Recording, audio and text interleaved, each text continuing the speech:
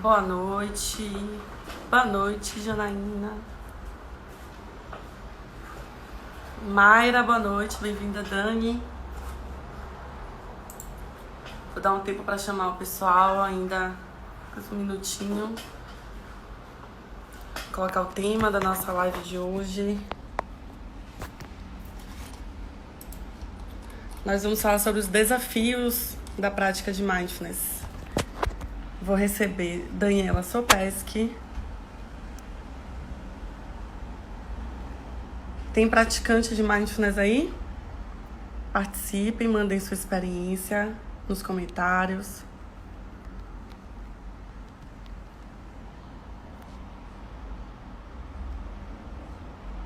Ju, boa noite. Que bom ter você aqui. Juliana foi minha aluna do programa de Mindfulness aqui em Salvador. Eu sou Ana Marta Lima e acho que a gente já tem uma quantidade de pessoas legal aqui para chamar a Dani pro ao vivo.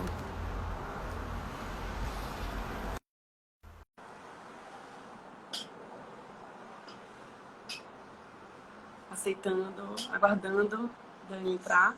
Olá! Oi! Oi, Marta. Tô me acostumando a te ver uma vez por semana aqui, viu?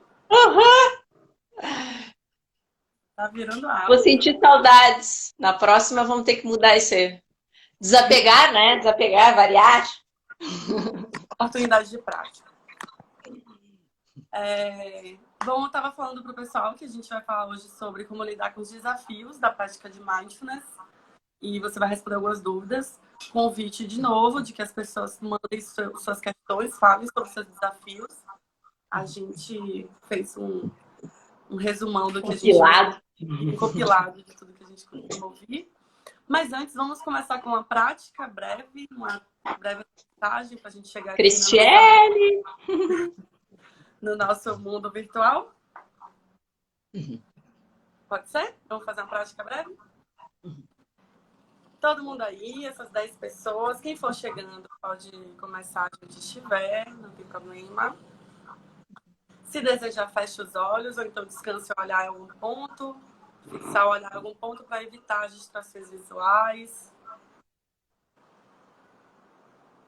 Do jeito que você estiver encontrando a postura, deixando que seu corpo se estabilize nessa posição, nessa postura que você escolher. E aos poucos, vá trazendo sua atenção para o corpo. Talvez notando o toque dos pés no chão ou as sensações presentes nos seus pés agora.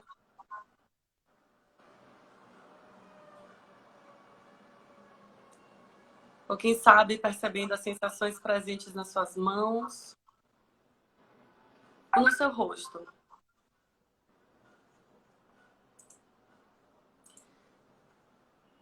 Notando sua experiência presente, do jeito que ela se apresentar nesse momento.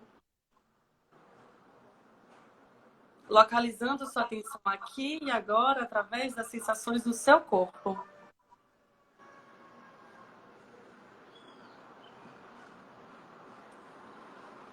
E nesse momento eu convido você a levar sua atenção para a sua respiração. Se desejar, você pode tomar 3 respirações lentas, profundas. Respirar fundo não é respirar forte, sem pressa. Respirando com a consciência de que está respirando. E o convite é sustentar um pouco a atenção por alguns instantes na sua própria respiração. Caso note alguma distração, tudo bem. Apenas perceba para onde foi sua atenção e gentilmente traga de volta. Notando novamente como está sua respiração agora.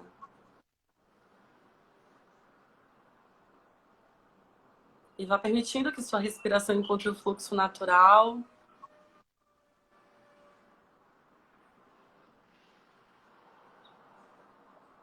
Seu corpo sabe como respirar.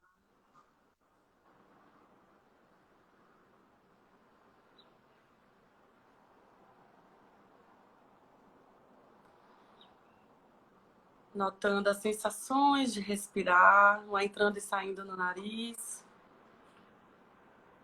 Ou qualquer outro ponto do corpo em que sua respiração se manifeste de maneira mais preeminente, mais evidente.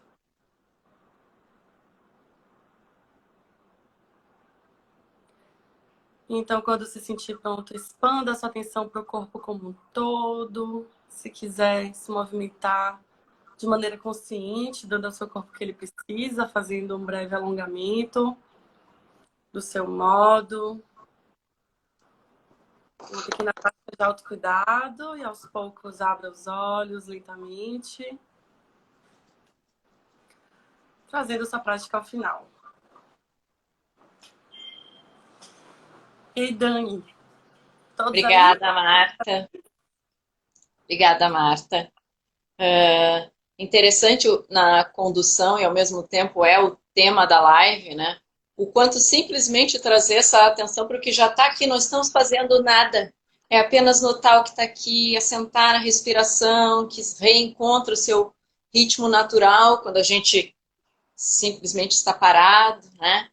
E hoje nós vamos focar nos desafios da prática de mindfulness, especialmente nas práticas formais, para aquelas pessoas que se permitem fazer as práticas guiadas, que têm pelo menos de 10 minutos para cima, né? Claro que a gente vem falando há umas 3 semanas, especialmente a importância de pausa, diversas alternativas de como estar mindful no dia a dia, né? Mas tem chegado também muitas dúvidas de como lidar com a prática formal, né? Parar, escolher, seja o escaneamento corporal, que é uma delas, ou o mindfulness na respiração. Né? Se tiver tempo, também vamos chegar nas práticas de movimentos, os principais desafios, e nas de compaixão.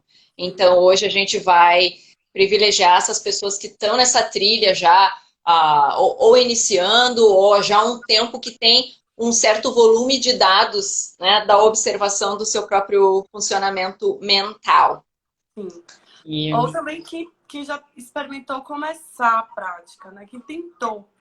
Exato. E acabou se deparando, né, por azar, vamos dizer assim, já com um desafio, já com alguma experiência desconfortável, e aí, como às vezes isso quebra algumas expectativas e crenças cognitivas prévias que se tem com a meditação, com a prática formal de mindfulness, eu vou usar esse sinônimo, tá? Meditação, mindfulness. Então, às vezes a pessoa já acaba desistindo. Eu espero que a gente possa contemplar, entre essas pedras que acontecem no caminho do meditador, alguma dessas percalços para que a gente resgate algumas almas para a trilha da meditação. Sim, sim. Lembrando, assim, eu e Dani somos instrutoras de Mindfulness, a gente oferece grupos de Mindfulness, inclusive nós estamos com 2 turmas abertas agora, independentes, uma turma minha e outra turma de Dani. Dani tem um programa online, né, gravado. Isso. Não é isso? E eu vou fazer um programa que começa nessa terça, que é ao vivo, é online, mas vai ser ao vivo. Então... Que aplicativo tu vai usar? Que programa vai ser? Eu vou usar o Hangouts ou o Zoom. Eu ainda estou estudando. Hangouts. Provavelmente vai ser o Hangouts. E nós somos parte, né? Nós somos instrutoras que fazemos parte do Iniciativa Mindfulness, que é um coletivo eu gosto de chamar de coletivo de instrutores diversos que se unem em propósitos similares. Falando um pouco desses desafios, Dani, que eu acho que é uma coisa que é bem importante fixar, né? É que quando eles aparecem, não necessariamente eles querem dizer que a prática deu errado.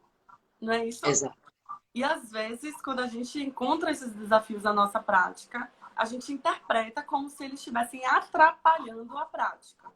E não é por aí, né? Ou às vezes, né, para os mais autocríticos e exigentes, que eles estão fazendo alguma coisa errada, né? Ou então, não funcionou, ou é a prática, ou sou eu, esse negócio aqui tem alguma coisa errada, porque o que eu pesquisei sobre meditação, sobre mindfulness, dentro do imaginário que esse termo tem, supostamente as pessoas, né, só curtem um bem bom, e não é assim, né? A foto parece belíssima de quem está lá sentado, meditando, olha aí, olha só que serena que fica a Marta, né? Mas a gente não tem uma câmera para ver a loucura que pode estar passando dentro da cabeça da Marta e as sensações que podem passar pelo meu corpo, né? Então fica aquela coisa assim muito bonita para inglês ver, e quem é meditador de longa data sabe que a gente vai encontrar desafios e eles são passíveis de serem solucionados, né? Vão e voltam, mas quando eles passam a se repetir ao longo da trilha, eu racionalmente já sei como lidar, já sei que isso retorna, então eu avanço ou eu permaneço, dependendo do desafio, né, da compilado que a gente fez. E na minha prática pessoal e também observando o comportamento dos alunos, Dani, eu sempre percebo que quando os desafios aparecem, é uma oportunidade de prática, de autoconhecimento e de aplicar todo o conhecimento que a gente tenta passar com o treinamento das habilidades de mindfulness. Então, eu acho que se tem um recado que eu gostaria de aproveitar essa live para dizer é: vamos fazer amizade com o desafio. Eles fazem parte, né, desse processo. Mas Exato. eu gostei muito dessa sua escolha do tema. E estou muito feliz. Aproveitando para complementar essa ideia, que é genial, né? Os desafios que aparecem numa prática meditativa possivelmente já aparecem em outras situações da vida. Mas a prática meditativa, na minha opinião, né, ela é essencial entre todo o escopo de alternativas que a gente tem em mindfulness, porque ela é exatamente esse momento que a gente coloca muito mais holofotes no que está acontecendo no nosso corpo, pensamentos e emoções. Então, possivelmente a gente vai identificar alguns esquemas mentais, sensações, emoções com um pouco mais intensificadas, mas que possivelmente já aparecem no cotidiano, seja lá no que estivermos fazendo, porque é a mesma postura mental, né? Postura meditativa, postura de mindfulness, independente do que estivermos fazendo na nossa vida. Claro que quando nós sentamos e tomamos a intenção de parar por 10 minutos, às vezes o corpo é sentido como uma prisão. E se eu estou em desconforto no dia a dia, numa tarefa mais rápida, eu tenho mais mobilidade, a gente aciona modos de esquiva muito mais prontamente, né? Então, sem dúvida, é uma grande oportunidade para a gente dar saltos, né? E dessas pedras que vão se impondo na prática meditativa. Parece muito simples a prática, mas ao mesmo tempo é uma amostra de como a gente se comporta na nossa vida natural, né? Exato. E o primeiro desafio, que eu acho que é um clássico, que aparece até nas palestras introdutórias, é: eu sou muito agitada. Não consigo ficar parada. Uhum. Será que eu vou conseguir meditar? Será que meditação é para mim? Uhum. O que você A meditação ela é para todo mundo, desde que seja uma meditação trabalhada, obviamente, num contexto de saúde, porque dentro de um contexto de saúde, qualquer técnica pode ser ajustada para a condição de saúde, né? Então, eu não sei exatamente de que técnica essa pessoa está falando, de qual é a experiência dela, a gente não tem, né, com quem dialogar aqui, mas de modo geral isso representa alguém que foi apresentado a uma técnica ou que está ali ouvindo o áudio e aí sente, né, que começa a fritar na cadeira, é um fluxo mental que não consegue te trazer para o foco. Então, a gente, como terapeutas e instrutoras de mindfulness, dentro desse contexto de saúde, vamos acolher isso, ajustar, às vezes com práticas de transição, ou usar assim um recurso da respiração para baixar um pouco esse fluxo, né, da expressão da agitação. Então a gente vai podendo ajustar para nunca perder essas almas que estão loucas para sair correndo quando surge um desconforto, né? Há alternativas. Claro que quando a gente coloca às vezes um áudio guiado e estabelecido e sabe que ainda tem um tempo até chegar ao fim, aquilo parece um pouco rígido e eu posso sim me conflitar. Lembre-se, né, do elemento da autocompaixão, da autogentileza e do autocuidado. Cada um vai saber, mas dentro de uma insistência e de uma amostra maior de repetição desses comportamentos, quando pode sim se colocar numa postura, né, que no Vipassana a gente chama forte determinação. Não, aguenta, observa, né? A gente tem condições de aguentar e leva essa postura para tantos outros desafios, às vezes trabalho, ou no modo de lidar com alguém mais difícil. Nós acionamos esse modo mais resistente, resiliente. Então, num primeiro momento, tente trazer esse modo que já existe no enfrentamento de outros desafios, né? Se colocando dentro de um limiar do aguentar ou de se testar, para a gente ver se é possível, sim, incluir essa agitação. É claro que se a pessoa está numa crise de uma grande desorganização, está hipomaníaco ou maníaco, realmente não é o momento, né? Para uma prática parada, sentada. Inclusive nem meditação. Então, sempre voltando, né? Imagine se no seu espectro, minha zona confortável de agitação, minha zona um pouco mais tensa, mas que eu ainda não tenho prejuízos e consigo, né, estar com ela, e aquela zona do vermelho, né? Que algumas pessoas raramente vão visitar esse lugar, mas algumas, por condições, né, de transtornos mentais, vão visitar mais recorrentemente. Então, tem que saber, né, nesse contato com as práticas, qual é o território que eu estou transitando, para me respeitar. Mas, a grosso modo, sim. Meditação é para agitados, eu me considero uma pessoa agitada e estou aí, né, desde os meus 17 anos, envolvidas com essas práticas meditativas, yoga e mindfulness. Deixa eu te perguntar uma coisa. Tudo bem se eu fizer algumas perguntas? Eu vou ficar bem atenta ao tempo para contemplar ao máximo, mas me ocorrem algumas coisas. Por exemplo, às vezes eu posso me perceber mais agitada em uma prática do que em outra, do que a última que eu fiz ontem. Enfim, hoje eu posso perceber que eu estou agitada, né? Você considera que isso seria um empecilho para a prática? É melhor se regular antes de fazer? Eu estou falando de um contexto de sensei de transtorno mental. Eu diria sempre para a pessoa experimentar, botar o pezinho dentro de uma meditação ou da prática, para depois tirar a conclusão, porque a gente pode estar antecipando. Eu estou muito agitada hoje, porque se eu sentar vai acontecer não sei o quê. Desde quando a gente trabalha com essas previsões ou essas profecias acabam sendo autorrealizáveis, né? Isso não tem nada a ver com mindfulness, né? Postura aberta. Vamos lá, deixa eu parar aqui alguns segundos e aí eu vejo. Vou mais, e vou mais. É como se a gente, né, tivesse pisando num lago muito gelado. Tu coloca o dedão primeiro, tem aquele arrepio. Adaptou, bota mais alguns dedos, né? Tá ok para mim. Então, sempre assim, com muito carinho, tateando aquela zona que fica realmente viável. E curiosidade para observar esses estados, mesmo que eles estejam acontecendo, né? Então, Exato. André entrou, boa noite, André. Esse ir devagar envolve também perceber a agitação, né? Não estou falando sobre se permitir ficar se mexendo o tempo todo na prática. Mas se eu percebi que me mexi involuntariamente, volta, observa com curiosidade, né? Uma atenção cuidadosa, ver como foi essa experiência.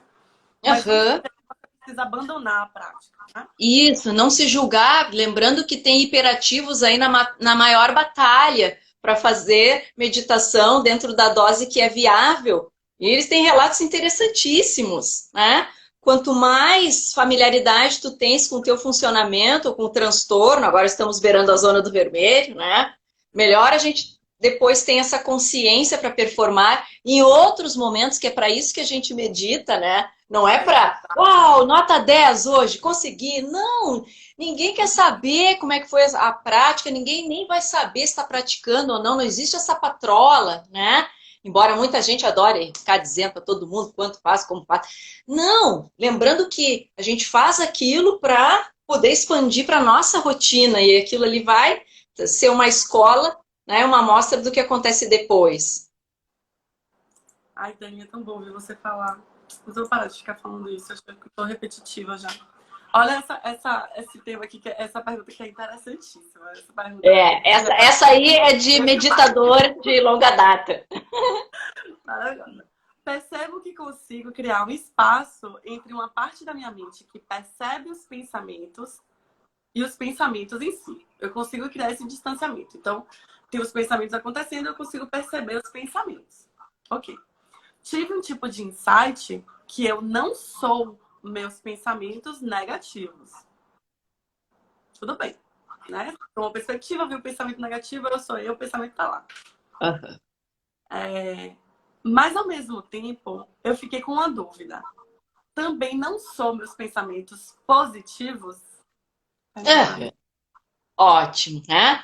Esse é um relato e uma pergunta de quem, enfim, conseguiu, na prática, tem esse conhecimento incorporado de que definitivamente nós não somos os nossos pensamentos, né? Mas o que que acontece na prática? Quando vem um pensamento ruim e eu tenho esse insight, opa, que loucura é essa? Eu não sou isso, estou tendo um pensamento. Passa, considerando que a valência, a carga dele não seja tão intensa, né? Que daí elas colam mais. Mas um pensamento, uma valência mediana e desagradável. Eu não sou isso aqui, não tem nada a ver com isso, né? Deixa passar facilmente. Ai, que alívio, eu não sou meus pensamentos, portanto não sou isso. Quem sou então? Os positivos? Não, também não, né? Porque dentro da prática a gente entende que pensamento é pensamento, essa valoração, esse juízo de valor, bom, mal, pensamento ruim, positivo, somos nós que atribuímos. Às vezes um positivo para uma pessoa pode não ser positivo para outra, né? Então, essa é uma habilidade esse praticante traz, que a gente chama de desfusão cognitiva ou descentramento, né? Que é um processo psicológico primo rico da metacognição, que é notar que estou pensando. Eu tenho, né, a condição de observar meus próprios pensamentos.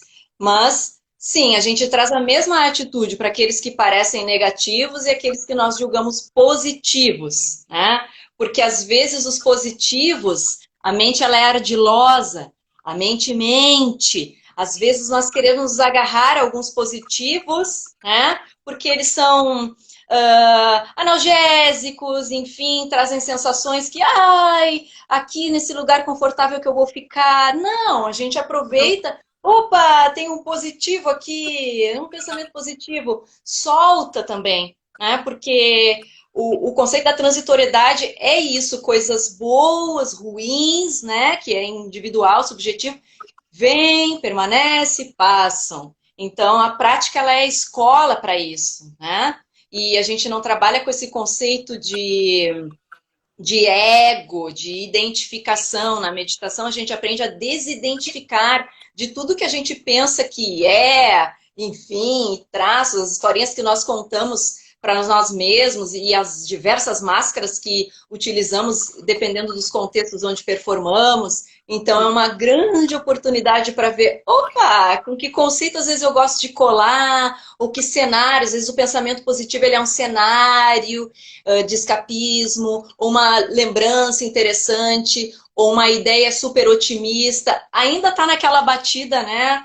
Não, volta para a realidade, corpo, o que a gente estava fazendo mesmo? Focar na respiração, notar o comportamento da respiração, sensações do corpo. Então a gente pelo menos fica grato. Oba, não vem só lixo mental, tem uns espaços suaves, interessantes. Às vezes são mais desafiadores de soltar do que aqueles, né, mais dolorosos. Sim, sim. E essa coisa da transitoriedade que é bem importante a gente pensar quando a gente tem apego ou aversão à experiência observada, né? Os pensamentos, apego ou aversão. Já que são transitórios, ou por que lutar contra ou se apegar também pode não funcionar, né? Em um contexto, esse tipo de pensamento pode funcionar, mas em outro, não. Então, hoje eu me senti tão bem na meditação e não consegui tratar bem a minha chefe hoje de tarde. Né? Não é sobre isso, é sobre a gente conseguir perceber essas emoções e decidir o que a gente vai fazer apesar da presença desses pensamentos e emoções todos. Tem uma dúvida aqui que eu quero saber se você vai responder, que é o seguinte: como saber se estou praticando corretamente? Essa é uma dúvida bem comum, né? Porque, primeiro, por hábito, nós somos avaliados constantemente ou recebemos feedback. E mesmo para um instrutor fica dificílimo quando nós questionamos qual é a sua experiência na prática. Gente, passou um filme, é passado já 10 minutos ali que a pessoa praticou, enfim, fica muito difícil de atribuir. Mas, de modo geral, né, lembrando que as práticas de mindfulness e a meditação, pensando assim como um conceito milenar, né, e de tudo que a gente sabe como retorno para a saúde física e mental. Podemos, assim, ter algumas pistas de que a minha prática está indo bem se eu noto mudanças positivas na relação comigo mesmo, na relação com as outras pessoas, na performance diária, em tarefas simples, não é aumento de produtividade no trabalho, enfim. Eu tenho que estar notando que aquilo tem um sentido, né? Que está confortável para mim na maior parte do tempo, porque eu encontrei qual é a técnica, tempo, com essa amabilidade de poder se ajustar dentro de um contexto de saúde pessoal, né? Que às vezes a gente faz parte de tribos diferentes, então o que eu digo dentro de um contexto da saúde, né? Eu tomaria uma pancadinha nos dedos se estivesse falando dentro de um contexto espiritual ou de uma outra trilha, mas dentro de um contexto da saúde, isso tem que ter sentido, né? Eu tenho que estar notando benefícios. Então, por aí a gente pode ter sinais de que a minha prática está correta. Não é sobre a tecnologia da prática em si, mas os efeitos que isso tem na nossa vida, né? É. Como deve ser a respiração? Já falando em correto, certo e errado, né? Como deve Exato. ser a respiração durante a prática? Sempre pelo nariz? Eu acho que pode emendar com a próxima, que é meditação é parar de pensar ou não. Acho que... É. Como deve ser a respiração durante a prática? É sempre pelo nariz? E a outra pergunta foi, meditação é parar de pensar? É. Essa é uma pergunta bastante comum em relação à respiração. Se a gente vai fazer uma prática de mindfulness e costuma usar transição. Transição é, sei lá, subir a escada correndo para meditar. Vai estar com o coração a mil, né? Quem sabe faz essa transição do momento mais agitado para o momento de sentar, resgata algumas respirações mais profundas, mas com essa intenção de onde vim e onde fui parar. Se eu já estou num fluxo, sei lá, mais tranquilo, ou já tenho por hábito meditar, eu simplesmente, né, permito observar a respiração tal como está, né? Preferencialmente, essa seria a trilha, né? Prescrição 1. Se não, ok, ajusta, usa transição, respira profundamente no início, mas lembrando que isso já interfere e traz um certo reflexo imediato, porque ativa o sistema nervoso parasimpático, acalma, e não é isso que nós buscamos com as práticas de mindfulness. Com uma prática mais continuada, se a gente se permite assentar 10 minutos e deixar a respiração, afinal de contas, estou sentado, se eu estou sentado, ela tende a acalmar, aumentar o seu intervalo de inalação, exalação, naturalmente. Então, buscar soltar isso. Como é que eu respiro? Fundo, conto, não. Se está muito agitado, né, faz algumas diafragmáticas, depois solta e vem para o foco que é convidado, seja estar, né, na observação da respiração, ou no escaneamento, ou em movimentos leves, mas a postura em mindfulness é essa, observar o que se manifesta. A questão do nariz, olha, tem detalhes bem bobos até. Se eu tô com o nariz entupido, tá difícil, respira pela boca. Se eu tô assim, mais raivosa, mais agitada, solta algumas primeiras relações pela boca. Prescrição 1. Só observar a respiração. E, sim, nasal. Se não for possível, né, respeitar essa adaptação, a possibilidade de ser mais amável e não ficar perdendo tempo com isso, né? Escolher o que é mais confortável para o dia. Sim. Parar de pensar. A meditação é parar de pensar, reduzir a frequência de pensamentos, a ocorrência de pensamentos. Não, gente, não é parar de pensar. O cérebro está em plena atividade enquanto a vida, né? Então, até quando dormimos, sonhamos, não tem como parar de pensar. Voltando até aquela pergunta, né, do descentramento, da difusão cognitiva, do observar e soltar, né? Seja positivo ou negativo esses pensamentos. Então, o que a gente aprende em mindfulness é reconhecer quando vem e soltar. Óbvio, né? Falando assim teoricamente parece muito simples. Não tenho um pensamento que vai ser do meu futuro, estou desempregado. Não é fácil soltar uma carga dessa, né? Os pensamentos têm uma carga emocional, uma valência, né, cognitivamente falando, que quanto mais intensificados, mais vermelhos e estressantes, fica difícil de soltar. Mas eu reconheço, de novo eu estou preocupado com o meu futuro porque estou desempregado e isso me angustia. Volto. De novo voltou. Volto para a prática. Porque isso vai estar presente não só ali, mas depois eu vou treinando uma habilidade de como manejar, especialmente se esse pensamento é mais intenso. E as pessoas, né, que quando tem um pensamentinho mais bobo, até reconhece, que viagem isso aqui, consegue soltar mais rapidamente, né? Porque ali o valor, como aquilo nos toca, nem chegar a arranhar. Né? Mas não, sinto frustrá-los, não é a tentativa de parar de pensar, mente em branco, isso não existe. Tá tendo umas oscilações no sinal, mas tô... Eu tô usando o 4G do celular e tô recebendo algumas ligações aqui no meio da ok. live, mas não tá caindo não, de qualquer forma. Uhum.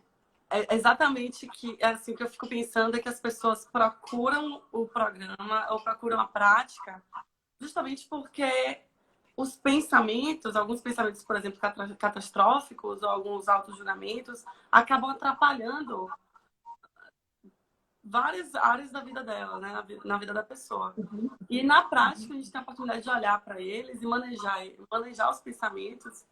Então, como é que seria a nossa vida sem pensamentos, né? Se na prática a gente precisa deles para aprender a manejá-los, né? Como é que seria assim, desativar? Não, esse pensamento eu não quero, o botão tal. Não quero essa memória. A meditação não é sobre isso, né? É sobre mudar a Sim. relação com os pensamentos que ocorrem, vêm e vão.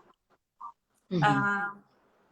Quais são Adorei essa pergunta. Quais são os benefícios da prática? Qual é o sentido disso? Então, fazendo o gancho com o que você acabou de dizer, qual é o sentido de eu deixar um pensamento ruim ou desafiador chegar, ficar na presença dele, permiti-lo ir, ou então um pensamento positivo deixar ir também? Qual é o sentido disso tudo? Qual é a aplicação prática? Uhum. Basicamente é autoconhecimento, né? Ampliando níveis de autoconhecimento, eu tenho condições de melhores tomadas de decisão para minha vida, respeito às minhas necessidades. Então, é um dos motivos e sentidos da prática de mindfulness e de meditação, sem dúvida, é esse. É claro que o benefício e o sentido, ele também é muito particular, porque cada pessoa, por mais que a gente diga assim para os nossos alunos, né, passando aquela conversa mole, não pode ter objetivo e expectativa para a prática, só praticar. Não é assim. Ninguém vai entrar no teu grupo, comprar meu curso, porque, enfim, né, não é assim que funciona. Então, justamente por esse motivo que uma pessoa se inscreve no teu curso ou no meu, ou busca psicoterapia, esse é o suposto benefício que estamos perseguindo. E às vezes isso até deixa de ser um objetivo, porque novos elementos no processo de autoconhecimento vão surgindo e novos objetivos surgem, novos benefícios surgem, né? Mas essa palavra sentido, ela é muito forte, porque se a gente não vê sentido nisso que está fazendo, não permanece, né? Mesmo que o sentido venha de fora, por motivações externas, porque leu, porque a pesquisa isso, porque o fulano diz aquilo, enfim, não tem ainda nada palpável que tenha incorporado para seguir motivado, isso é válido para um primeiro passo, né? Então, aquele sentido muito mais externo, até que isso se ancore e a gente vá reacendendo essa luz de sentido, explorando esse processo meditativo, que vai mudando ao longo do caminho. Sim. Uma vez eu tive numa palestra um comentário que foi assim: qual é a relação entre o meu pé, que eu observo na prática, e a minha depressão? Eu não consigo entender. Por que eu tenho que ficar prestando atenção nas sensações do meu pé, sendo que eu estou aqui para tratar a minha depressão? E essa foi uma pergunta interessante, né? Qual a relação entre ficar prestando atenção no meu corpo e o que eu preciso fazer com a minha tristeza, né?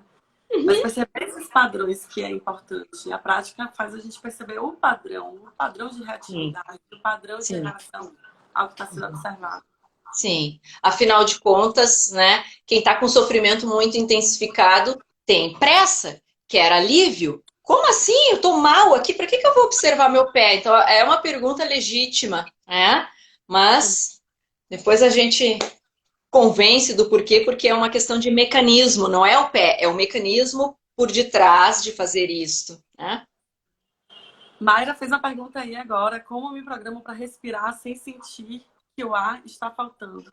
Quando eu tento fazer, fico ansiosa. Então, às vezes, algumas pessoas, quando levam atenção para a respiração, têm a sensação de que Aham. está forçando a respiração ou que está sem ar. Bem Comenta. comum. Aham. Bem comum. De diversas maneiras, a gente precisa respeitar esse mal-estar, né? Cada um é o seu melhor pesquisador para ver o que que funciona. Às vezes, o se tocar, colocar a mão no peito, porque isso tem simbolicamente uma representação, ou na barriga, né, no rosto. Poder usar algum recurso cognitivo. Opa, isso aqui é agitado. Não, vamos tentar acalmar, fica aqui, enfim. Ah, isso aqui é minha ansiedade. Enfim, corajosamente colocando aquele dedão na água fria, né, se aproximando, e aí vai, com muito carinho, muita coragem, porque aquilo já está ali. Se eu lidar mal, né, me apavorar, ai meu Deus, não estou respirando, tá piorando, olha aqui esse negócio. Não, só vai complicando, né? Então, essa é uma até nem estava na lista, mas aparece muito, o prestar atenção na respiração deixa mais ansiosa. Na verdade, talvez essa respiração já estivesse alta, curta, desconfortável, e ao trazer a atenção para isso, né, gera, né, uma sensação potencializada da ansiedade que já estava presente, mas estava num segundo plano. Né? Então, lembrando que toda a experiência envolve essa tríade: sensação, emoção e algum pensamento.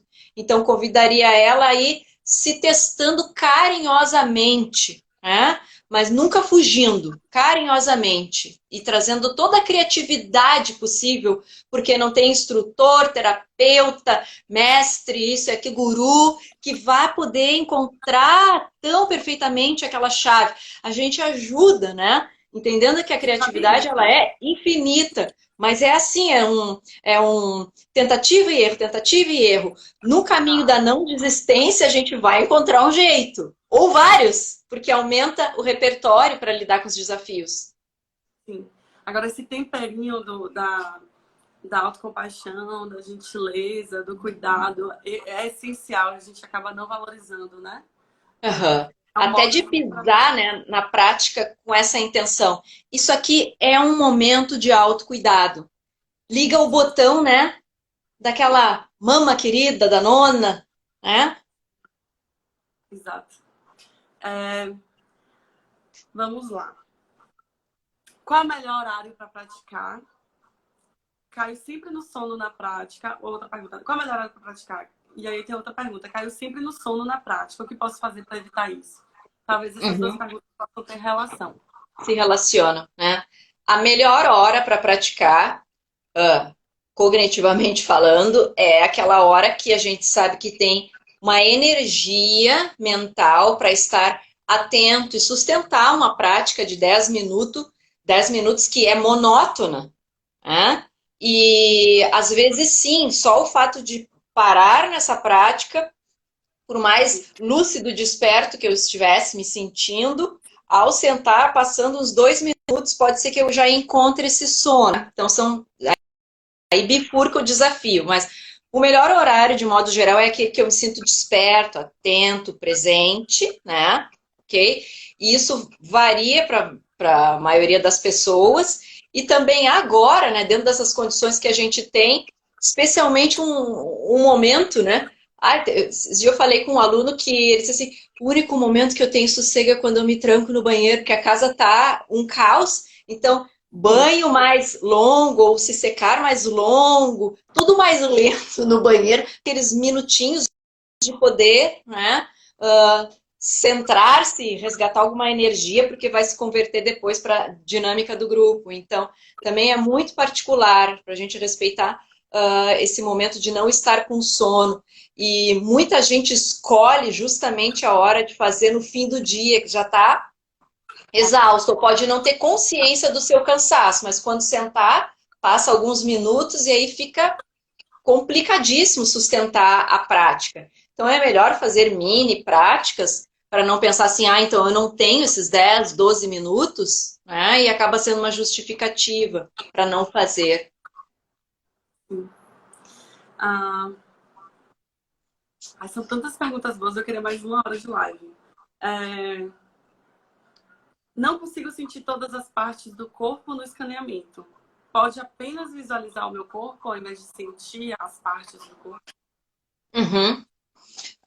É bem comum, porque, usando o exemplo lá do congresso, por que que eu tenho que sentir meu pé se eu estou deprimida? Né? E ainda mais que não consegue sentir, e fica muito sem sentido. Então, não é que tem que. O problema é que, para alunos, né, e os assinantes de aplicativo que usam essencialmente prática guiada, aquela prática ela é pensada, estruturada para ser bem generalista, bem inclusiva, mas não vai, às vezes, de encontro o que a pessoa está precisando ou a liberdade que ela teria se ela só recebesse a orientação do tipo: preste atenção nas sensações do seu corpo, da cabeça aos pés, dos pés à cabeça, essa circularidade, até para observar a transitoriedade, que não é como Kabat-Zinn, né, fazem, nem do jeito que eu gravo, porque para a gente ver a transitoriedade é interessante ficar passando mais vezes. Então, obviamente vai ter dias que eu não vou sentir todas as partes do corpo e sensações, não tem problema, a gente vai registrar como não sensação, e tudo bem. Não ficar tentando usar um outro processo que é visualizar, lembrar, ou às vezes dá tanta angústia essa coisa do não sentir o corpo, que a pessoa move, se mexe, ou vai lá e toca. Não, tudo bem, né?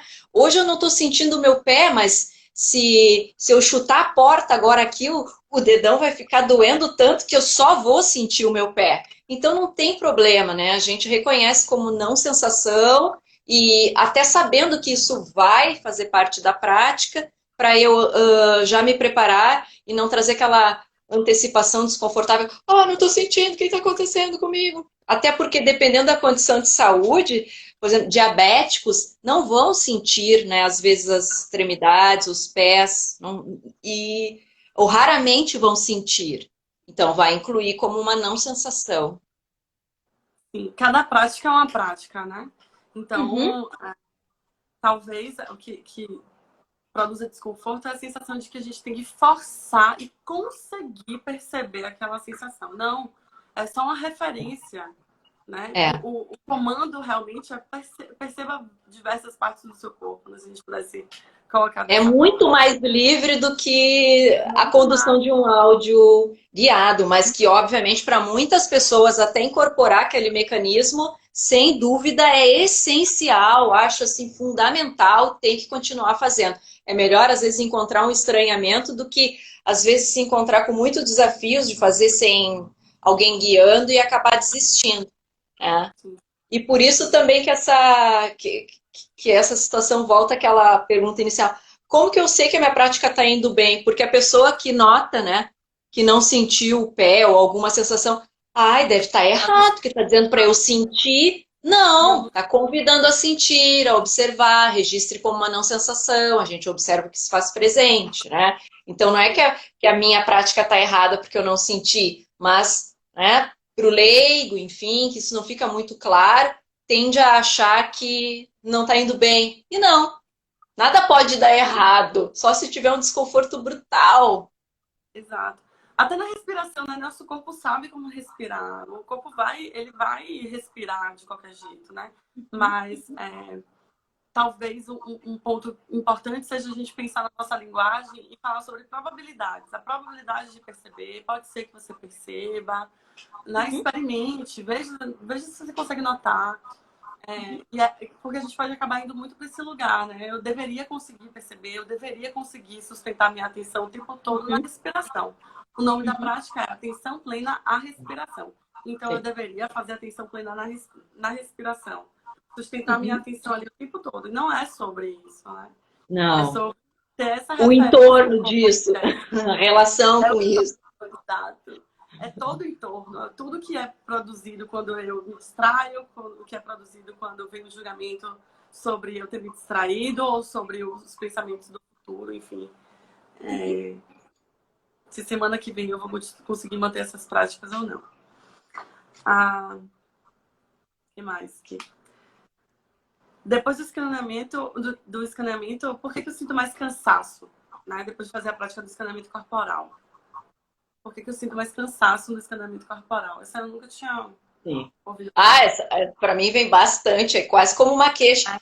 Como assim? Fiz o escaneamento. Parece que estou mais cansada, mas meditar não é para relaxar ou descansar, suavizar, reduzir o estresse. Estou me sentindo, né, moída, né? Por quê? Por que será? É óbvio também, né? Não, eu costumo dizer, ok, não foi o escaneamento que gerou cansaço, afinal esse corpo estava parado há 15 minutos, supostamente por estar parado, né? Até encontraria descanso, mas quando a gente trata a lupa para dentro, né? Inverte a câmera para dentro, para as sensações, a gente descobre que porque temos diversos mecanismos de defesa e de esquiva e manejo, de deixar as coisas para debaixo do tapete, e na hora que é chamada a atenção para notar tudo que está ali no corpo, pode sim, ao final da prática, sentir uma sensação de um cansaço intenso, porque não estava percebendo antes. Não é que a prática tenha causado isso, né? E é muito importante porque a gente precisa aprender. Aí eu pergunto, tá, e foi útil isso? Né? A experiência foi desagradável, olha só, e agora com esse cansaço? O que a gente faz com isso? O que tu descobriu? Isso é importante? Claro que é importante, porque se a pessoa descobre, né, numa sequência de meditações, numa semana, cansaço, cansaço, cansaço, como é que ela está levando a vida, ou talvez seja pura tensão, né, mental, casos de fibromialgia, enfim, tem um aspecto que é puramente emocional, mas será que eu estou respeitando minha necessidade de sono, de pausa, cansaço? Às vezes é carga até de exercício, né?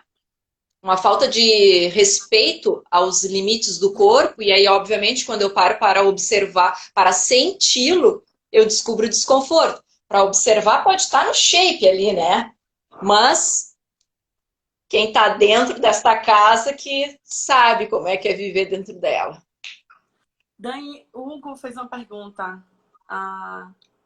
Yoga é diferente do mindfulness? Pode comparar os benefícios da yoga e do mindfulness versus mindfulness? A gente tem esses dados. Yoga envolve um escopo muito maior, né? Existe um cardápio de práticas, de movimentos e de posturas, e de respiração e de meditação e de crias e de filosofias e de preceitos que vai para uma outra trilha, tá? Dentro do yoga encontramos mindfulness. Dentro do mindfulness, não encontramos yoga, propriamente dito. Colou? Aqui é yoga e qualquer outra tradição oriental, enfim, religiosa. E aqui é mindfulness. E assim como o budismo, né? Exato. Mas mindfulness não abarca yoga. Então, isso. Mindfulness é um estado mental, uma característica psicológica, né? Que a gente exato. Que estará em tudo, né? Mas a trilha do yoga, ele mencionou os benefícios. No cérebro, comparado ao uso de movimentos no mindfulness com o mesmo propósito do yoga, a integração mente-corpo, união mente-corpo, sim, os benefícios são os mesmos. Tanto que tem diversas pesquisas também no campo da neurociência, né, que encontram os mesmos benefícios do mindfulness. Lembrando que o yoga acaba sendo uma via mais facilitada, porque você tem mais opções, enfim, mas lembrando que também tem linhas, um instrutor coloca a sua cara dentro disso, né? Às vezes o que repele as pessoas de conseguir se manter no yoga é justamente toda essa composição espiritual, enfim, meio pseudo-religiosa, que para alguns não fecha, porque destoa demais da nossa cultura, né? Uhum.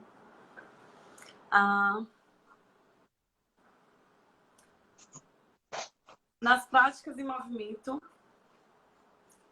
percebo mais dor e mais cobrança de fazer o certo.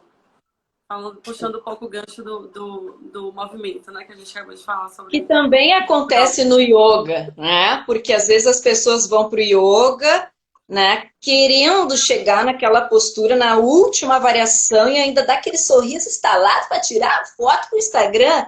Isso não tem nada a ver com o yoga, tem a ver com a pessoa, né? Com a postura que ela traz para a vida dela e de como ela persegue essas performances, que também acaba acontecendo nas práticas em movimento. O que vai aparecer na prática de movimento é justamente por sentirmos estar fazendo algo, estar com mais controle, porque além do que acontece na cabeça, entra o corpo com uma maior intensidade de sensações, e isso é mais familiar, porque infelizmente desde a escola, ou quando a gente vai fazer educação física, esportes, movimentar, jogos, são buscando performance, vencer, superar, ganhar algo. Então, até a pessoa desautomatizar esse modo de se movimentar, de se exercitar dentro das práticas de movimento, né, toma um tempo. Por isso que uma das queixas mas na minha opinião, uma das práticas mais interessantes para olhar essa cobrança, né? Ai, meu alongamento tá curto hoje. Ai, tô tremendo, não sustento muito tempo. Isso não é ali, né? Não é daí que surge. Possivelmente, né? Isso se repete em tantas outras situações da vida. Exato, assim, a prática em si, a aplicação de utilizar um objeto atencional, que é o corpo em movimento, nesse caso que a gente está falando, o que ela traz, esse autoconhecimento, é justamente perceber o pensamento de autocobrança, né? Então, é como se fosse uma ponte para nosso funcionamento padrão mental, digamos assim, Exato. cognitivo, né? Sim, Às e vezes a uma gente das acredita práticas tanto também que que... o pensamento racional é tão convincente de que eu quero fazer um mindfulness bem feito, eu tô aqui para aprender. Tô aqui Sim, para mudar a minha vida, então eu preciso fazer certo. É sim. esse pensamento que gera sofrimento quando a gente se depara com a situação da nossa vida que a gente não tem tanto controle. É ótimo para várias coisas. Para postar Sim. foto no Instagram, por exemplo, conseguir uma foto interessante, uma Também pose aquele modo de extrair o máximo de vantagens, né? Ah, já que eu estou fazendo movimento, vou caprichar um pouco mais para ter um duplo benefício. Não, o foco é muito mental dentro dos movimentos em mindfulness. Dentro do yoga, não. Tem sim, né, um processo lento e delicado e amoroso também, porque alcançar as posturas e permanecer nelas também perpassa essa mesma atitude de autoexploração carinhosa para que, né, todo mundo se preserve inteiro ao longo do processo. Falando em dificuldade e nessa cobrança também, né? Ter dificuldade de visualizar a pessoa na prática de compaixão ou não sentir nada positivamente intenso nas práticas de compaixão. E tem a terceira, né? Vou falar a terceira. Não conseguir sentir autocompaixão ou conseguir falar voto sinceramente, de maneira sinceramente para si mesmo. É que na prática de compaixão, que a gente traz a memória e visualiza alguém, por exemplo, que gosta, ou alguma neutra, ou com quem tem um conflito, já envolve uma outra habilidade, né? Que não é, que é diferente de mindfulness, trabalhar com o que está aqui. Não, demanda sim uma habilidade de visualizar, imaginar, que pode ser um pouco distante, especialmente das outras práticas, né? Mas a orientação para facilitar, porque especialmente nessa prática estamos buscando esse sentimento. O objeto é esse sentimento, né, de amabilidade. Então, uma das alternativas é lembrar de algum momento concreto com aquela pessoa, de alguma cena ou de algum outro estímulo, né, da voz, ou só uma parte daquela pessoa, um sorriso. Qualquer coisa é válida, não precisa estar magicamente construindo a pessoa como se ela estivesse ali meditando conosco. Não, o foco está no sentimento compassivo, né? Então, não se atrapalhe com esses detalhes, né? Nessa prática especial é isso.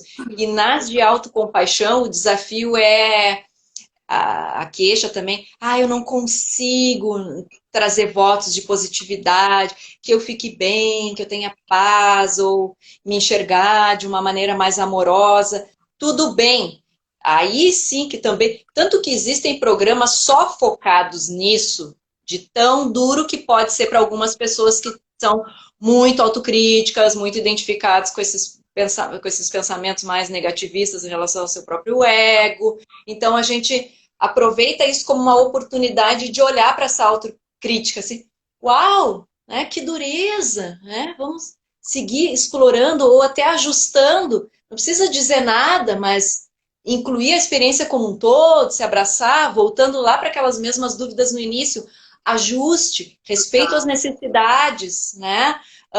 Lembrando que dentro do contexto da saúde, as práticas de mindfulness, elas têm sim um roubo de outros contextos, mas elas foram todas ajustadas já para servir o maior número de pessoas democraticamente, mas ainda assim às vezes fica distante se a gente pensar num espectro amplo de problemas de saúde, individualidades, né? Então, sempre é interessante dar essa liberdade para as pessoas de, opa, deixa eu ajeitar aqui um método ao meu gosto. Se fulano inventou, eu também posso. Ele não é guru, ele não é Deus nem nada, né? Porque nesses outros cenários mais espirituais não se modifica nada, mas enfim, se tem outro amparo e tem outro sentido. Uhum. A gente tá faltando 3 minutos para a nossa live acabar, Dani. Eu acho que, basicamente não, mas assim, algo que se relaciona com muitas coisas que você trouxe, a gente ter em mente que se trata do desenvolvimento de uma habilidade, de uma outra forma de ver as coisas. Então, não é que mindfulness, quando eu pratico todas essas coisas, acontecem imediatamente. Então, eu posso passar 6 meses praticando compaixão, autocompaixão e não sentir alguma coisa diferente em mim. Ainda. Eu vou revisitar como é que eu estou praticando, o que é que tem aparecido na minha prática, vou ter orientação de outras pessoas, do instrutor, enfim. Mas é um aprendizado processual e é interessante para quem já praticou. A gente chega a um momento que olha e vê aquele sentimento mudando e você percebe que ele mudou depois de tanto tempo lidando com aquele desconforto emocional. E quando você se dá conta, você consegue perceber com a atenção plena que aquele sentimento se transformou, se diz, olha, agora, né? Depois de 1 ano praticando, depois de 4 meses praticando. Exato. Não é uma solução mágica, não é uma solução rápida, até porque eu acho que a gente nem acredita nisso, né, Dani? Se a gente tiver essa ideia de que é um processo e eu só vou reconhecer talvez os meus benefícios olhando para trás, né? Já é um bom começo e de encorajamento para os desafios. E essa palavra, né, desenvolvimento, ela é essencial. Meditação, né, casa com sinônimos de desenvolvimento. Então, né, é trilha, é até o último suspiro. Sim. Muitos profissionais dizem assim, faz mindfulness que resolve. Né? Então a pessoa já tentou de tudo, já tentou tomar medicação, já tentou outros tipos de drogas, já tentou descobre que nada está acontecendo com ela. Vai mindfulness que resolve. Com mindfulness a vida de fulano melhorou, mas ninguém conta que é um processo doloroso, processual, lento e que exige não forçar as coisas, mas esforço. Persistência. Né? Faltam 2 minutos. 2 minutos. Ok. Acho que só dá tempo de dar um tchau. E muito obrigada pela atenção de todos. Adorei. Foi assim rápido porque eram várias pequenas pautas que a gente recebe, né? Acho que cada uma delas daria uma live, né? Cada uma delas daria uma live. Mas buscando uma objetividade, poder trazer algo concreto, assim que a gente preferiu apresentar. Até a próxima, pessoal. Um abraço, Marta. Muito obrigada, adorei.